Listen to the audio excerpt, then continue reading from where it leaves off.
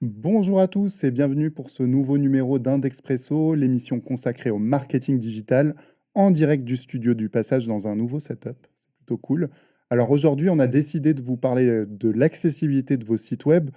Dans la continuité de la loi handicap de 2005, un décret a fixé au 25 juin 2025 l'obligation de procéder à une évaluation de son accessibilité pour quasiment tout éditeur de site. Des amendes vont être mises en place, 50 000 euros sur les sites publics. Alors, ce n'est pas encore défini pour les sites d'entreprise, mais en tout cas, sont concernées les entreprises de plus de 10 personnes et plus de 2 millions de chiffres d'affaires, donc pratiquement tout le monde est concerné. Au programme, on va donc, de ce live, on va donc voir qu'est-ce que l'accessibilité web, pourquoi c'est important et au-delà de l'obligation légale et surtout comment on fait pour s'y prendre. Alors aujourd'hui, mes invités sont Yasmina As déjà. Bonjour Bonjour Walid, Yasmina. Alors Yasmina, tu es certifiée Opquast, on tout à verra ce fait. que c'est. Ça veut dire que tu es une spécialiste de l'accessibilité, on peut le dire. Spécialiste et Mm. je m'y engage. Très bien. Donc, tu nous expliqueras tout ça. Et également François Fossati, directeur général et directeur de création d'Indexel. Bonjour François. Hello à tout le monde. Et tu vas nous parler De en choses et fait, d'autres, on de verra. l'accessibilité, mais surtout par rapport à la création, ce que ça implique en Exactement, termes de tout à créa. fait, tout à fait. Alors, comme d'habitude, on est très généreux dans Indexpresso. On offre des cadeaux. Alors aujourd'hui, le cadeau, ça va être un audit accessibilité, ce qui est quand même Donc c'est un gros cadeau. c'est un gros cadeau, un beau cadeau. Alors, il y aura un lien pour s'inscrire à un tirage au sort et on fera gagner un audit accessibilité à nos participants. Donc, ça sera en fin de live, je vous le mettrai dans les commentaires. Toujours dans les commentaires, n'hésitez pas à poser des questions, évidemment. Et j'aimerais bien savoir déjà, c'est moi qui vais vous poser une question. Est-ce que vous avez déjà entamé des démarches d'accessibilité pour votre site? Est-ce que vous pensez que votre site est accessible? N'hésitez pas à répondre et comme ça nous donnera une idée Mm. par rapport à nos participants. Voilà, on va démarrer le live. Alors, première question pour notre spécialiste accessibilité, Yasmina. Euh, Qu'est-ce que c'est que l'accessibilité web? Comment tu définis ça?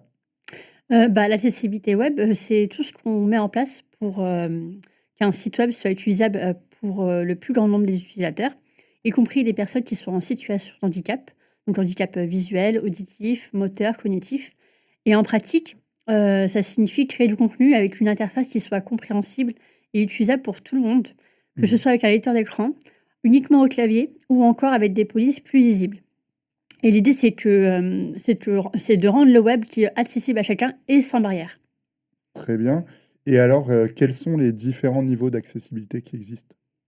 Alors, il y a 3 grands niveaux d'accessibilité qui sont définis par les standards, WCAG et RG2A, donc des référentiels dont on va parler juste après.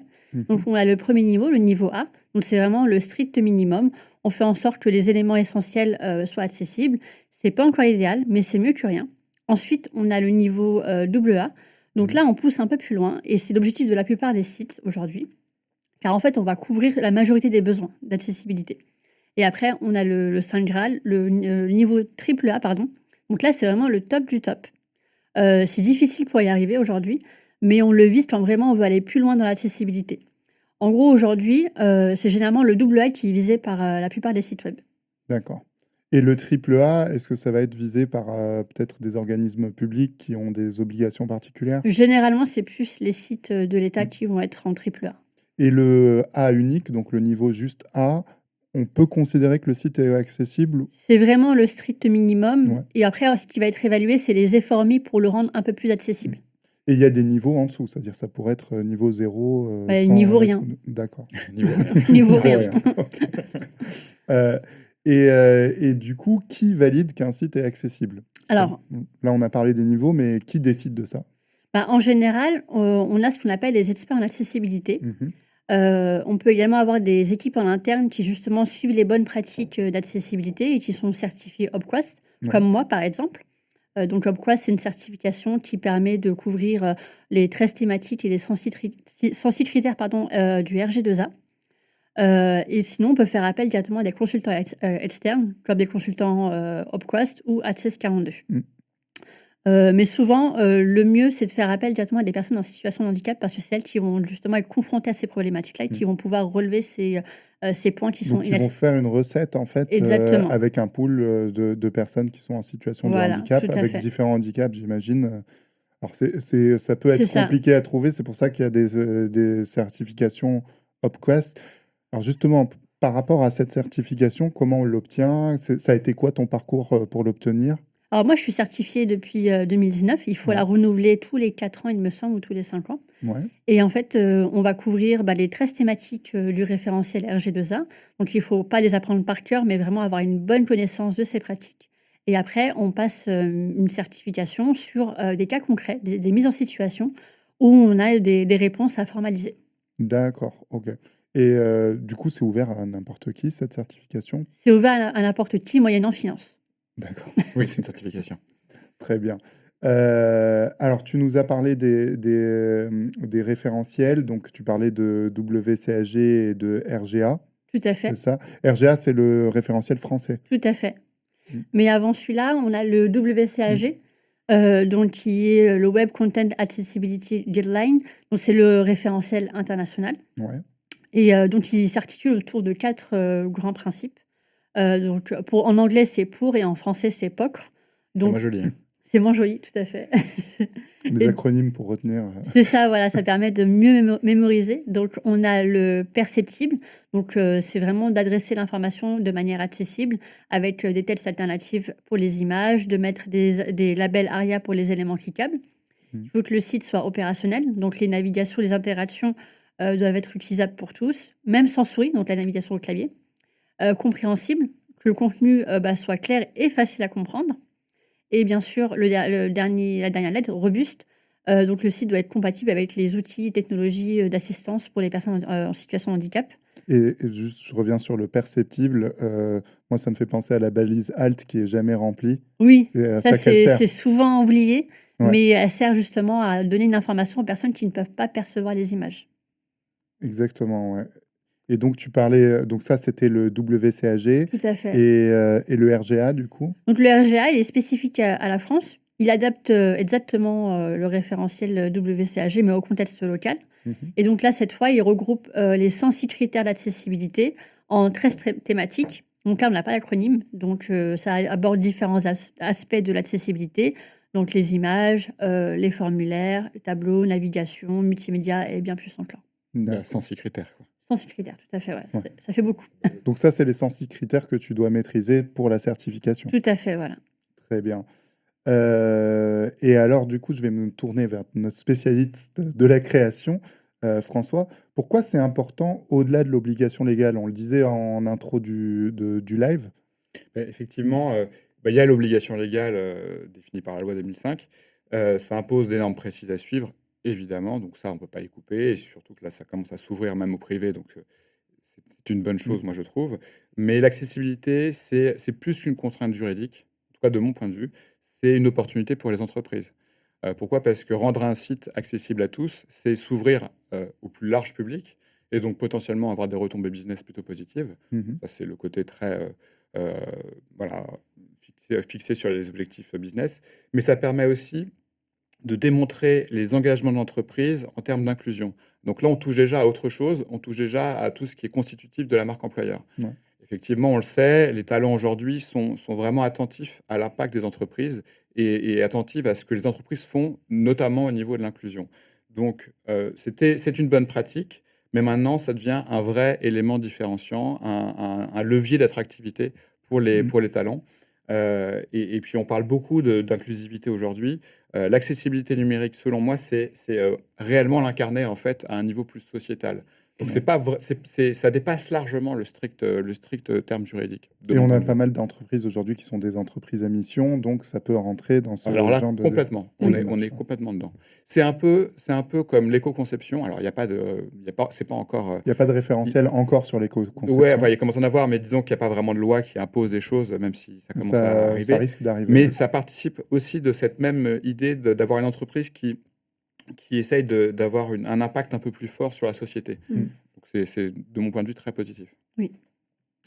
Et du coup, vous avez voulu, pour qu'on se rende compte de ce que c'est que l'accessibilité, vous avez préparé, enfin, tu as préparé, Oui, c'est soit Yasmina. Yasmina. Moi, je n'ai pas le droit de jouer parce que je sais Avec des l'aide de choses. François quand même. Mais ouais, mais Voilà. bon. Donc, c'est la première fois que je vais participer à un quiz en direct. C'est ça. Parce que j'avais déjà fait un quiz Oui, je me souviens, une j'étais là. fois. Épisode 3, je crois, de Indexpresso. Donc là, cette fois-ci, c'est moi qui joue tout seul. Vous pouvez jouer aussi, vous, en commentaire, hein, ceux qui nous regardent. Du coup, le quiz, c'est que tu peux expliquer le principe de ce quiz? Vas-y. Donc, ça va être très simple, hein. Je vais vous faire 2 propositions et vous allez devoir, déterminer ce qui vous paraît accessible ou pas. Très bien. Alors, On peut lancer vous le pouvez quiz. participer. Alors, je vais lire aussi les commentaires. Très bien. Ça va être pas mal. Donc là, le premier quiz concerne le contraste de couleurs. Très bien. Donc on peut passer à la slide, voilà. Donc d'après toi, sur l'image de gauche ou sur l'image de droite, quel est le contraste de couleurs qui est accessible? Alors, qui est le plus accessible des deux? Oui.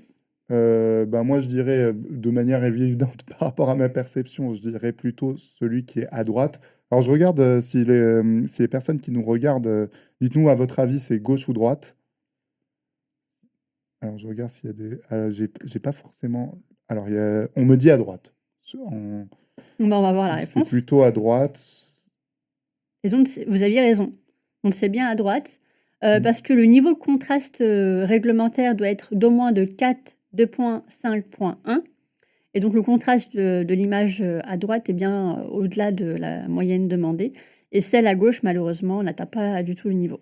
Et D'a ça vibre en plus. Voilà, ça vibre. Oui, après les couleurs, oui, ne sont pas super Non, non, jolies. mais ça a un impact Ouais. aussi. Il y a le contraste et aussi le choix des couleurs. Ouais. Oui, parce qu'on va le voir justement après, Alors juste, attends, si on revient sur celui-là, juste tu parles de niveau de contraste 70401, vous, c'est mesuré comment ça? C'est mesuré avec des outils comme, Contrast, Color Checker. C'est D'accord. un outil, un plugin que En j'ai ligne? sur Chrome, qu'on D'accord. installe directement et puis on soumet directement l'image et elle nous donne, Et donc le contraste qui doit être d'au moins 4-5-1, ça, c'est quelque chose qui est défini dans un des critères, des dans 106 critères, exactement, bien sûr, oui, OK. tout à fait. Très bien. Alors on passe à la deuxième question et encore vous pouvez jouer avec nous, hein, sur le daltonisme, d'accord. Tout à fait. Donc d'après toi, sur les 2 formulaires, Mmh. quel est pour toi le formulaire qui te paraît le plus accessible? Alors tu as parlé de daltonisme, On se met dans la peau d'une personne qui, ouais. également, ça s'adresse plus à ce type, d'handicap. Alors je vais encore en faire en fonction de ma Ah bah, perception. c'est tout le principe, hein. Moi, je vais te dire plutôt celui qui est à gauche me paraît plus clair. En tout cas, je préférerais avoir affaire à celui de gauche. Et attends, je On va voir regarde, juste les commentaires je si, regarde ceux qui alors ils me disent à droite. Alors, le chat n'est pas d'accord avec moi. Non, mais Le chat dit à droite. on Très bien. remaniement, non. OK. On va voir la réponse et donc malheureusement, c'est pas à droite, mais c'est à gauche. Alors Parce pourquoi? qu'il y a une règle d'accessibilité qui dit que l'information ne doit pas passer que par la couleur et donc là, sur, l'image de droite, on voit que la personne n'a pas, tout rempli dans le formulaire, mais elle ne sait pas qu'est-ce qu'elle n'a pas rempli. Si tu veux, comme elle est Mmh. daltonienne, la personne en situation de handicap et daltonienne ne voit pas forcément le contraste du rouge sur d'autres fonds, donc elle ne saura pas ce qui lui manque comme information à remplir pour soumettre le formulaire. Ah Et donc d'accord. du coup, c'est celui de gauche qui convient le mieux puisqu'on a, au-delà de la couleur, on a également l'information qui est rédigée. On le veut y Ah non, mais remplir. j'ai gagné en fait, j'avais Oui. mal compris. Ah oui, Oui, non, oui, tu as Oui, gagné. toi, OK. les commentaires ont perdu, toi, tu as Parce gagné. que ah Non, oui. mais en fait, oui, c'est d'où l'importance, notamment sur WordPress, par exemple, de bien remplir, quand on crée les formulaires, les messages d'erreur. Ouais. Oui. C'est super important, en fait. Ouais, ça, je pense que c'est arrivé à tout le monde au moins une fois, De pas de se savoir. casser la Tout à tête fait, pour ouais. essayer de C'est remplir ça. Donc tu le message. t'imagines quand on a des problèmes pour distinguer les différences de couleurs, Ouais. c'est horrible. OK.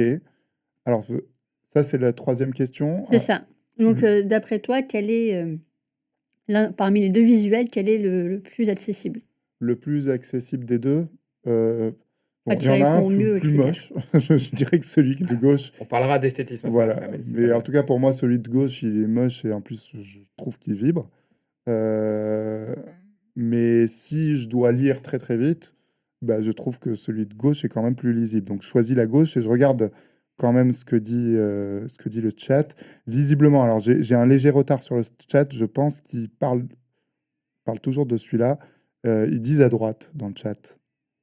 Alors qui a gagné? On va voir la réponse. Ni l'un ni l'autre. Ah, ni l'un ni Dépend. l'autre. Ok. En fait, il y a Pas des piège. combinaisons de couleurs qu'il ne faut Vous pas. avez pas dit qu'il y aurait des pièges, c'est pas juste. Sinon, c'est pas marrant. Et donc, en fait, il y a des combinaisons de couleurs qui sont strictement interdites. Les deux sont moches, hein, je dis. Les deux sont. Ça, c'est subjectif, mais donc. Surtout à gauche. Hein. Oui. Donc, il y a des combinaisons de couleurs qui sont totalement interdites parce qu'elles ne matchent pas ensemble et ne permettent pas également d'atteindre les niveaux contraste. D'accord. Donc là, si tu mesurais le contraste, tu n'as pas mis de mesure de contraste. Non, c'est vraiment au niveau du point Et de puis vue. c'est la perception des couleurs tout à fait. pour les personnes qui souffrent de daltonisme aussi. C'est surtout ça aussi. Ok. Et tu as une dernière question ou... Oui, Alors, ok. sur la pertinence du contenu. Parce que ça aussi, ça a un gros enjeu sur l'accessibilité. Donc, d'après toi, lorsque tu tombes sur un article à la une sur la homepage de Indeed, quel est l'article, enfin, quel est Le call to action. le call voilà, exactement, qui correspond, enfin, qui te paraît le mieux accessible. Alors, je laisse aussi le chat répondre sur cette question-là. Moi, je dirais, alors si je prends la casquette de marketeur, Non, mais voilà, justement, je prends la casquette de marketeur, je dirais, je veux en savoir plus parce que c'est beaucoup plus incarné. Et lire l'article, par contre, il est plus. Moi, je préfère lire l'article, mais je sais que quelquefois, on va aller sur des choses un peu plus engageantes. Donc, je dirais accessibilité droite. Et d'ailleurs, En commentaire, en commentaire, ils sont plutôt sur la droite. Il y a des gens qui disent aussi à gauche. Enfin, ils ne sont pas tous d'accord. Ils sont pas tous c'est d'accord. assez mitigé. C'est mitigé. Ils disent droite, plus efficace. Ils se posent la question. Bah, on peut dévoiler la réponse. Donc, à gauche, c'est strictement pas du tout accessible, puisqu'en fait, l'information qui indique je veux en savoir plus n'est pas du tout, comme on dit, pertinent. Parce qu'il y a aussi la pertinence du contenu. Donc, la personne qui va cliquer, enfin, qui va d'abord arriver sur la homepage du site Indeed, va avec son lecteur d'écran. Le lecteur de l'écran va lui dicter ce que va percevoir la personne, percevoir Mhm. par l'audio, va lire je veux en savoir plus, mais il ne sait pas que c'est un article qui est derrière. Donc il faut vraiment que ce soit pertinent derrière. Il faut que la personne sache qu'elle va cliquer sur un article, Mm. cliquer sur une demande Oui, de qu'elle démo, etc. comprenne exactement à quel type de contenu elle a affaire. Exactement, c'est Comme ça. mettre un play sur une vidéo, quoi. Voilà. Et donc sur celui de droite, pardon.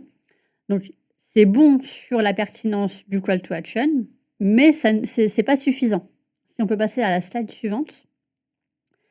C'est totalement bon si on ajoute également dans le code, parce que l'accessibilité, c'est pas forcément que sur les couleurs, mais c'est aussi dans le code, d'ajouter également cette ligne-là, donc le RF article avec le ARIA label, justement, qui pourra justement indiquer que c'est lire l'article à la une, accessibilité avec le titre de l'article en question. D'accord. Ok. oui, ça, on ne pouvait pas le voir sur Ça, on l'image. peut pas le voir, Mais évidemment. donc mais- ça touche au code et il y a Ah des bah, bonnes pratiques de La code majorité, HTML la sur le- majorité des points d'accessibilité touchent le code. Hein. Oui, D'accord. donc c'est Oui. pas visible. Oui, donc là, on a pris les critères les plus visibles. Voilà, ouais, pour très bien. pouvoir justement faire le quiz, tout à fait. Ok, merci. Ah, Et il y en a donc, encore un. Là, c'est le dernier, oui. Ouais. Dernier. Et donc, Et vous pouvez jouer encore avec nous. Donc là, on a 2 vidéos. Donc la première Ouais. vidéo que j'ai récupérée sur le site de HubSpot. La deuxième vidéo, pas besoin de lancer play, c'est sur le site de Active Campaign. Donc d'après toi, ou d'après vous, quelle est la vidéo qui répond plus aux besoins d'accessibilité? Celle de HubSpot ou celle de Active Alors, Campaign? celle de HubSpot, elle est tirée de YouTube, visiblement. C'est le player YouTube, en tout Ouais. cas, je le reconnais. Et La deuxième il y a la aussi. possibilité de mettre les sous-titres sur YouTube. Là, c'est pas mis, mais... Oui. Et sur l'autre, il y a les sous-titres. Donc pour toi... Je sais. Enfin, là, on ne te demande pas d'analyser les possibilités du Non, non. lecteur. Oui, hein. oui, c'est ce que tu vois, Non, ce mais que tu je- perçois à l'instant. Bah là, comme ça, je dirais celle de droite. Parce qu'on voit, il y a un sneak peek de la vidéo avec le gros play. Voilà. On va demander aussi Alors, aux commentaires.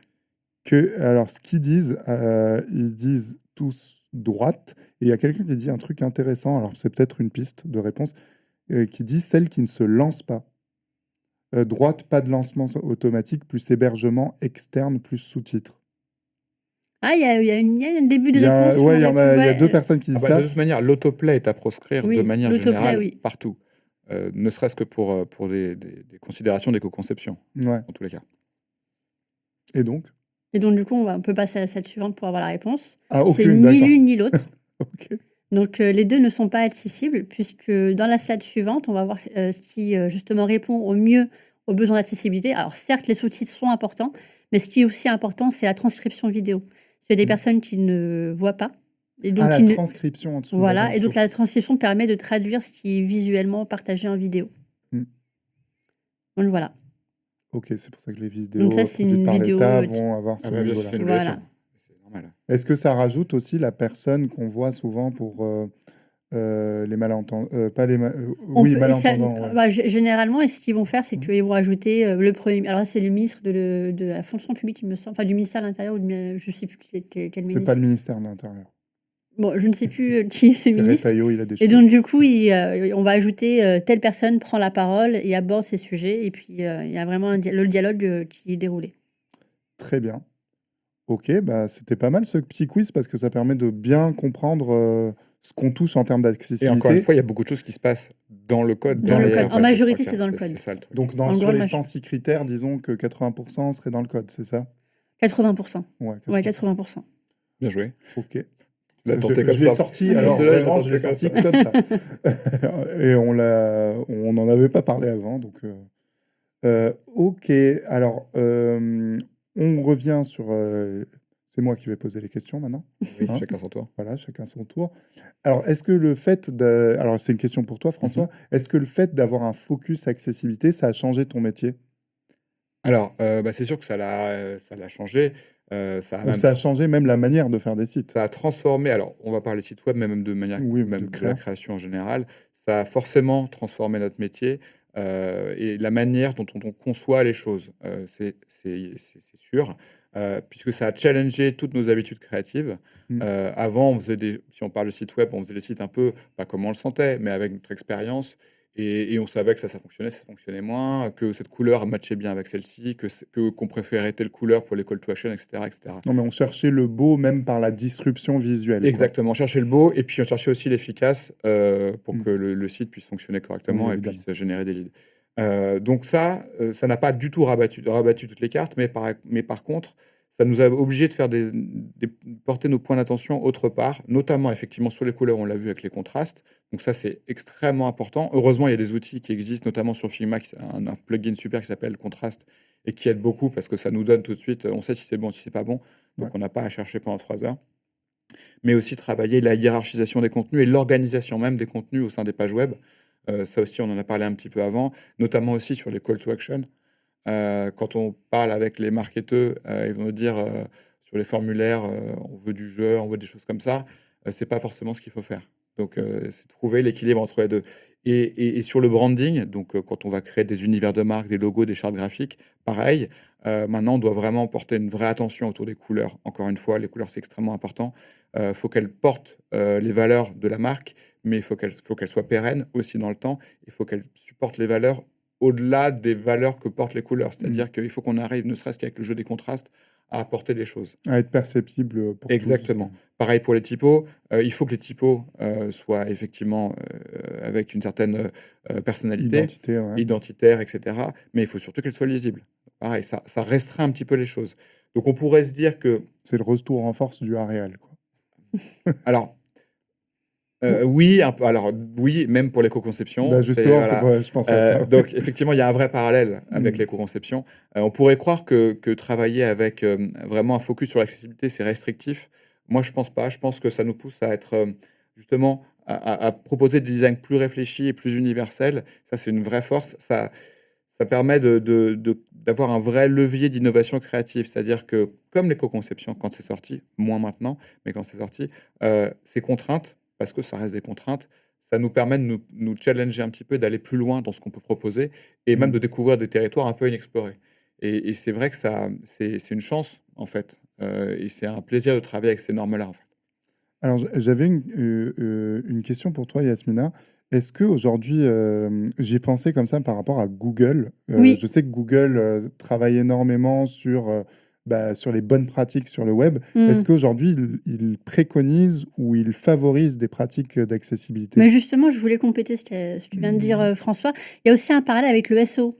Ouais, Parce qu'il parlait de hiérarchiser les on parlait des informations. haltes Mmh. tout à l'heure Et donc, aussi. du coup, il y a également le fait d'avoir vraiment un seul H1, des H2, ensuite des H3 de manière chronologique. Mm. C'est également un élément qui est pris en compte pour l'accessibilité. Donc le balisage de la page. Exactement, le balisage. Les éléments comme la balise title et métadescription également, c'est des éléments qui sont importants, Mmh. justement parce que Google va justement les percevoir, mais les personnes qui vont aller sur Google vont également aussi percevoir ces informations-là Mmh. pour pouvoir cliquer sur votre page web. Mais donc, en Et fait, si Et on de résume, en fait, quand on prend l'éco-conception web, quand on prend l'accessibilité, le SEO, en fait, c'est un ensemble de bonnes pratiques pour faire le meilleur des sites web, quoi. mmh. Et c'est pour ça que c'est important de maîtriser tous ces leviers, mais ça participe à plein de choses, à la fois évidemment à l'inclusion, etc., à la planète quand on parle d'éco-conception, mais aussi à la marque employeur Mmh. et au business. Donc en fait, Mmh. ça coche toutes les cases, quoi. Et en tout cas, quand on revenait sur ce que tu disais sur le HTML, effectivement, les balises H, elles permettent de structurer une page pour savoir c'est quoi le grand titre, les Tout petits à fait. titres, etc. On se rend compte que, effectivement, Google a des bonnes pratiques, mais il y a des logiciels qui vont lire la page, Oui, et si la page, elle a une structuration où c'est le foutoir, elle sera pas rankée, elle sera pas elle indexée. sera pas rankée, mais même si elle est rankée et que c'est lu par un logiciel qui permet de lire, par Oui, un exemple, ce qui lecteur Ah oui, reste une sur la page, technologie, bien sûr. ça ne sera pas Bah, compréhensible pour la exactement, personne. bien sûr, oui, voilà, Ouais. tout à fait. Mmh. Très bien. Bah, non, en tout cas, c'est intéressant, en tout cas, de voir que ça favorise aussi des points qui sont très importants pour les entreprises auxquelles elles pensent directement, qui sont comme le SEO. On revient sur un peu de la technique de la technique autour de l'accessibilité. Comment on s'y prend? C'est quoi les étapes pour arriver à avoir un site accessible aujourd'hui? Alors, il y a déjà une étape, 0, donc c'est l'audit d'accessibilité. Donc on va commencer par évaluer pour justement identifier les points qui sont inaccessibles et Mmh. une fois qu'on a terminé cet audit-là et qu'on a, le compte rendu de cet audit-là, on va se poser une question, soit on refond le site entièrement ou partiellement. Mmh. Donc après, il y a 2 parcours qui vont se dessiner. Donc si on choisit si on fait le choix de la refonte complète, on va travailler justement, bah, le design comme l'a dit François directement en choisissant des couleurs qui matchent bien ensemble pour avoir un bon niveau de contraste, la hiérarchisation de contenu et cetera, la navigation. L'étape, 2, c'est le développement web. Donc, Mmh. avant même qu'on lance le développement web, lorsqu'on va rédiger ce qu'on appelle les spécifications, fonctionnelles, on va rédiger ces specs justement avec, une intonation, d'accessibilité. Donc on va mettre les éléments derrière la belle et cetera qui sont importants, les alternatives, d'images et cetera. Et l'étape 3, donc la recette d'accessibilité. Donc on va à nouveau refaire un audit du site en pré-prod, en utilisant justement des technologies d'assistance et en testant les 13 thématiques du RG2A. Et ensuite le deuxième parcours, donc la refonte partielle. Donc on va imaginer que le site soit en double A et qu'on veut aller vers le triple A. Donc on va justement se concentrer sur ce qu'on appelle des quick wins. Donc des quick wins, au niveau du design, donc les éléments visuels, donc les couleurs, la taille des polices, la structure, des pages, justement pour améliorer, la navigation et la lisibilité. Les quick wins technologiques également, donc l'amélioration de code, on va améliorer les attributs alt, la navigation au clavier, les balises ARIA pour justement renforcer, l'accessibilité et ensuite à nouveau un audit, d'accessibilité autour, des Donc 13 thématiques. un audit accessibilité en fin de Tout à parcours. fait, oui, Il y a toujours 2 audits au final. Ouais. Un oui, pour savoir où on en est et un pour savoir, tout à où fait. est-ce qu'on est arrivé. Et question un peu, à la mode en ce moment, est-ce que, je me tourne vers toi François, Mmh. est-ce que l'IA peut aider, dans une démarche d'accessibilité? Bah, on commence déjà à avoir des outils qui nous permettent, d'aller un peu plus vite. Mmh. Il y a certains outils qui analysent les contrastes, on en a parlé, mais de façon un peu plus poussée. D'autres qui permettent de vérifier si les textes sont suffisamment lisibles ou de créer automatiquement les transcriptions alternatives des images. Donc ça, c'est des petites IA, j'ai envie de dire, parce que, notamment sur les alt, ça se fait assez facilement maintenant. Mmh. Puisqu'on sait prompter pour faire des images, on sait faire l'inverse, donc ça va. Mais on sait aussi qu'il y a pour aller beaucoup plus loin et j'ai pas de doute sur le fait qu'il y ait des outils qui sortent dans les mois à venir, et qui vont vraiment, aider les gens comme toi, Yasmina, à aller un peu plus vite Mmh. sur les audits. On pourrait même aller encore plus loin parce qu'on pourrait imaginer aussi des outils qui vont, faire de la veille permanente sur un site web pour voir s'il est toujours accessible et si, les normes sont toujours respectées. Donc ça serait super. En revanche, il faut pas perdre à l'esprit que, l'accessibilité, c'est fait pour les êtres humains, c'est pas fait pour les machines, par définition. Donc du coup, ça ne peut être l'IA ne peut être qu'un outil au service de l'accessibilité, Ouais. mais ça peut pas être une fin en soi. C'est un peu comme pour tout d'ailleurs, hein, Mmh. quand on parle d'IA, c'est jamais une fin en soi, c'est toujours un outil. Donc voilà, c'est mon point de vue. Je pense qu'on va avoir des outils qui vont sortir, mais voilà, ça reste un travail d'humain. Et c'est pour ça qu'on disait tout à l'heure en termes d'audit, que c'était bien d'inclure des personnes en situation de Oui, handicap, Complètement. que ce Exactement. soit dans des audits avant ou des audits après. pour bien Exactement. percevoir les points Ouais. inaccessibles, tout à fait. Et on arrive aux questions qui fâchent. Et d'ailleurs, n'hésitez pas à poser des questions, hein, si vous en avez, on pourra y répondre. Mais du coup, question qui fâche, est-ce que ça coûte cher l'accessibilité, Yasmina? Bah, ça va dépendre du point de départ Mmh. du site, où on en est au niveau accessibilité et des changements qui sont nécessaires. Donc si on intègre l'accessibilité, dès la concession, dès la refonte du site, ça Mmh. reste abordable. En revanche, si on refond le site web et après on fait un audit d'accessibilité, ça nous fait revenir en arrière Ouais, et donc là, ça va forcément. coûter un peu plus cher. Mais après moi, je trouve que c'est important d'investir dans l'accessibilité parce qu'un site accessible, c'est un site qui offre une meilleure expérience utilisateur et ça nous permet également d'être conforme vis-à-vis de la loi et donc de permettre, une navigation claire et fluide sur Mmh. votre site web. Mais c'est comme l'éco-conception finalement. Quand on s'y prend dès le départ, ça coûte pas Mmh. beaucoup plus cher. Quand on veut un site éco-conçu alors qu'on vient de le finir, là, c'est Ouais, compliqué. forcément. Et du coup, l'audit, ça coûte combien? Ah oui. L'audit, en général, ça va prendre 3 jours, d'un expert full-time. Mmh. Donc on peut En chiffrer moyenne. ça à partir de 2 600 €. Donc ça donne une valeur, à ce qu'on va vous offrir, justement en fin de live. Je précise que l'audit qu'on vous propose de gagner, c'est un audit sur une page, la homepage. Mmh. Comme ça peut donner une idée de où en est le site. En général, c'est un bon indicateur. C'est-à-dire Ouais. que Oui, du chantier qui est devant nous. Oui, du chantier ou des quick wins éventuels Exactement. et aller savoir si, chercher, ouais, tout à il fait. faut envisager tout de suite une refonte. Bien Complètement. sûr. En tout cas, le conseil qu'on peut donner à nos auditeurs, c'est que, il vaut mieux toute refonte en 2025 ou d'ici la fin d'année, il vaut mieux, intégrer Ouais. l'accessibilité dans cette refonte. Je vais mettre en ligne la page. Mais pendant que tu fais ça, une Ouais, petite précision quand petite même sur la incise, loi, vas-y. qui arrive, en tout cas sur le décret. Il ne faut pas que tous les sites soient accessibles le 25 janvier 2025. C'est pas ça. C'est qu'il faut que, à partir de de juin 2025, pardon, il faut qu'on puisse prouver qu'on est dans une démarche d'amélioration de l'accessibilité. C'est pas du tout pareil. Ça veut dire Mmh. que si on peut prouver, si on est contrôlé et qu'on peut prouver que, voilà, on commence à s'intéresser aux balises HALT, qu'on a réfléchi un peu à différentes choses assez faciles à mettre en place sur les sites, ça suffit largement. C'est pas, du jour au lendemain tous les sites accessibles, hein. Je rassure tout le monde, c'est pas Oui, possible. l'idée, c'est pas d'être en 2025 à l'accessibilité, mais Non, non. prouver qu'on a mis en Voilà, place c'est une des choses. démarche, c'est Ouais. une démarche. Très bien. Donc je vous ai mis le lien pour gagner votre audit accessibilité. Donc, on retiendra une personne, une entreprise pour faire cet audit accessibilité. Je vous rappelle également que le studio du passage peut être, loué. Donc, vous voyez, nouveau setup, tout nouveau qu'on inaugure aujourd'hui avec vous. Je regarde, un peu le chat. Je vais juste recharger pour voir s'il n'y a pas de questions. Pour le moment, il ne semble pas y en avoir. Écoutez, je vous remercie tous de votre participation. J'espère que ça vous a donné pas mal d'informations sur l'accessibilité. Tu as d'ailleurs écrit un article sur le sujet, Tout à fait.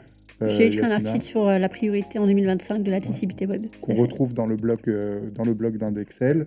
Et voilà. Mais merci à Merci à tous. tous. Merci à tous. Très bon appétit et on se retrouve début janvier Ouais, pour un nouveau live. On ne sait pas encore le sujet, on a des idées, mais on a des idées. mais on a des idées. N'hésitez pas à nous donner des idées si vous, Ouais. si vous en avez également. Voilà, merci beaucoup. À À très bientôt. bientôt. Au revoir. Merci.